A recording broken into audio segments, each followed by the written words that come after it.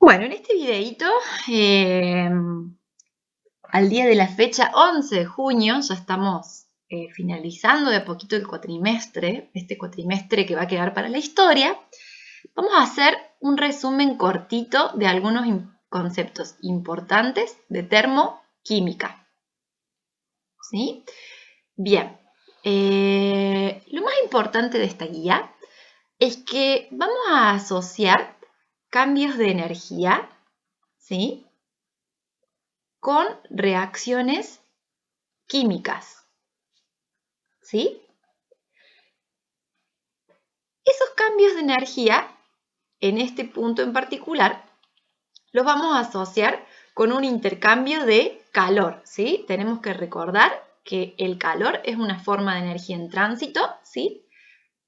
Hablamos de que algo absorbe calor, ¿sí?, y incrementa su energía para algo, vamos, o cede calor o cede energía, ¿sí? Y acá siempre estamos analizando a un sistema material con el medio que lo rodea, ¿sí? Entonces, si un determinado proceso absorbe calor, ¿sí?, su entorno lo pierde, ¿sí?, o su entorno lo cede. Y si un determinado sistema material cede calor o energía en forma de calor, decimos que es absorbida por el sistema, por el entorno de ese sistema material, ¿sí? Bien, cuando tenemos reacciones químicas, ¿sí? Por ejemplo, tenemos una reacción química de A más B, de una forma genérica, que me da C, y se libera calor. Decimos que este proceso es exotérmico, ¿sí? Y de alguna manera es como si el calor fuera un producto, ¿sí? Ahora, cuando tenemos, no sé, cualquier otra reacción química, B más E, que da F, donde se absorbe calor, ¿sí?, decimos que ese proceso es endotérmico, ¿sí? Cuando se libera calor, justamente como es algo que se pierde, el calor asociado o el cambio de energía asociado a ese proceso es menor a cero. Y cuando se absorbe calor o es un proceso endotérmico, ¿sí?, ese cambio de energía es positivo, ¿sí? Decimos entonces que cuando se libera calor podemos considerar que el calor es como un producto que se genera. Y cuando se absorbe calor podemos considerar que es como un reactivo que es necesario para que ocurra la reacción. Insisto, esto es simplemente una forma de simplificada de entender esto, ¿sí? Y otra cosa que es muy importante, ¿sí?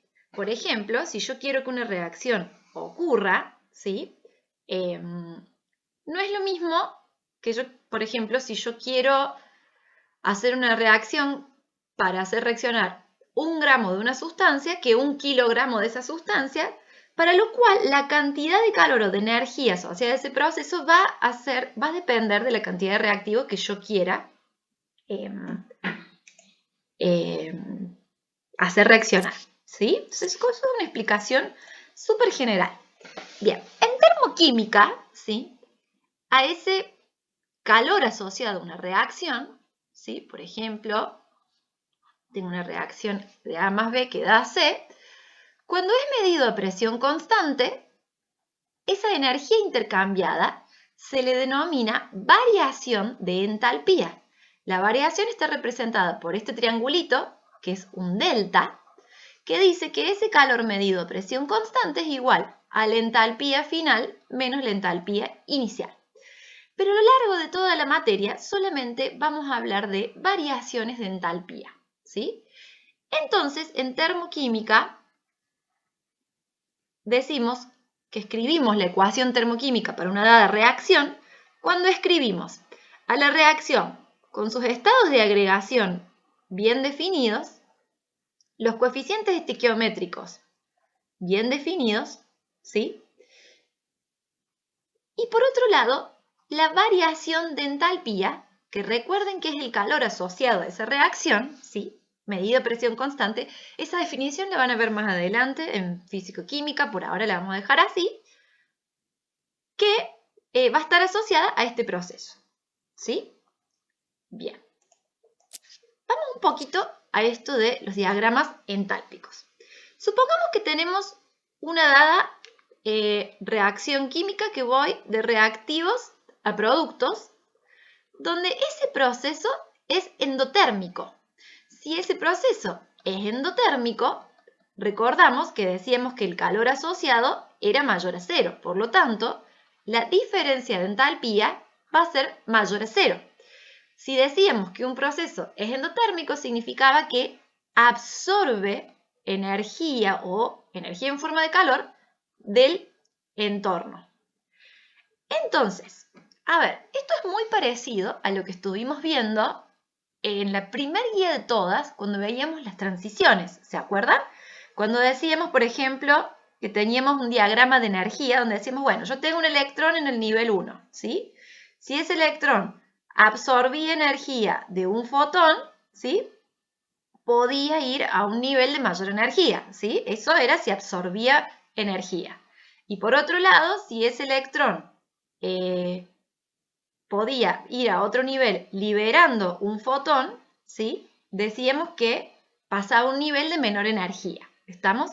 Entonces, los diagramas entálpicos un poco hablan de lo mismo. Estamos viendo siempre un estado inicial,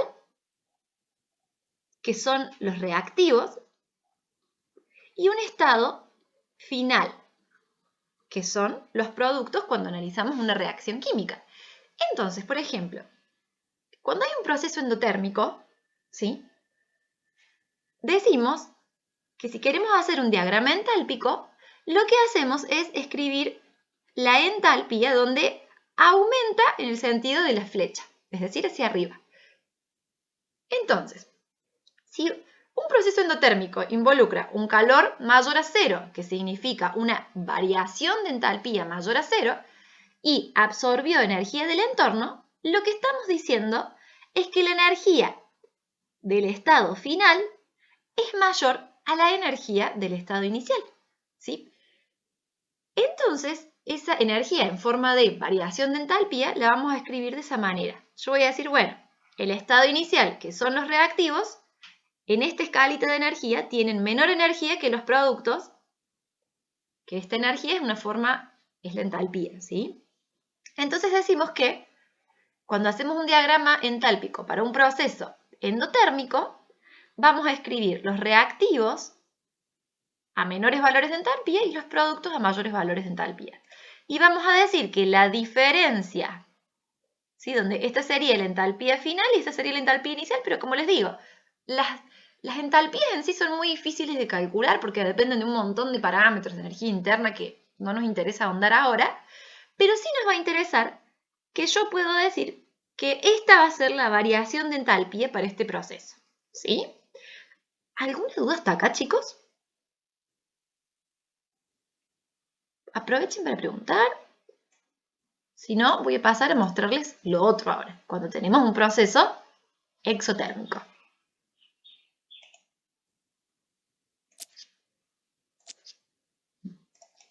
Bueno, si no termino la explicación y continuamos. Bueno, hagamos de cuenta que ahora tenemos una reacción, ¿sí? Donde sabemos que la variación de entalpía es menor a cero. Eso significaría que el calor es menor a cero. Eso significa que cede energía al entorno, la reacción química.